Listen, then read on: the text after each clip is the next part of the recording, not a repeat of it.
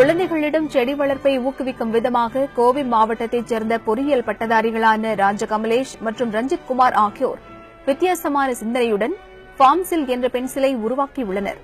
இந்த பென்சிலின் ஒரு முனையில் காய்கறி விதைகள் அடங்கிய கேப்சூல் பொருத்தப்பட்டிருக்கும்.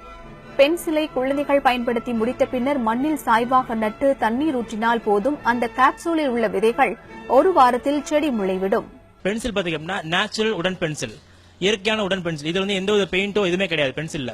ரெண்டாவது ரகம் பாத்தீங்க அப்படின்னா விதைகள் ஹைபிரிட் விதைகள் கிடையாது. எல்லாமே பாத்தீங்கன்னா இயற்கையான விதைகள், இயற்கை விதைகள். அதாவது ஒரு செடியிலிருந்து நாங்க பறிக்கிற விதைகள் எல்லாமே இதுல எந்த ஒரு கலப்படமோ எந்த ஒரு இதுவும் கிடையவே கிடையாது.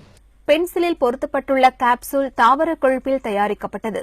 இவை தண்ணீர் பட்டாலே கரையும் தன்மையுடையது என்பதால் குழந்தைகள் வாயில் வைத்து கடித்தாலும் எந்த பாதிப்பும் இருக்காது.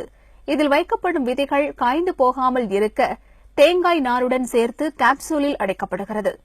இதில் தக்காளி, கத்தரி, மிளகாய், வெண்டைக்காய், கொத்தவரை உள்ளிட்ட காய்கறி விதைகளும் பாலசம், ஜின்னியா, வர்பனா போன்ற மலர் செடிகளின் விதைகளும் வைக்கப்படுகின்றன. என்ன விதை வைக்கப்பட்டுள்ளது என்பதும் பென்சிலில் குறிப்பிடப்பட்டிருக்கும்.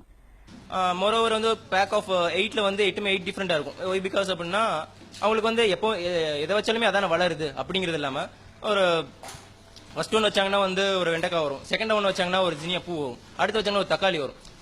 வச்ச ஒரு 1 வீக்ல ஒரு ஸ்ப்ரவுட் வந்துடும். ஸோ அதனால அந்த இன்ட்ரெஸ்ட் அவங்களுக்கு வந்துடும்.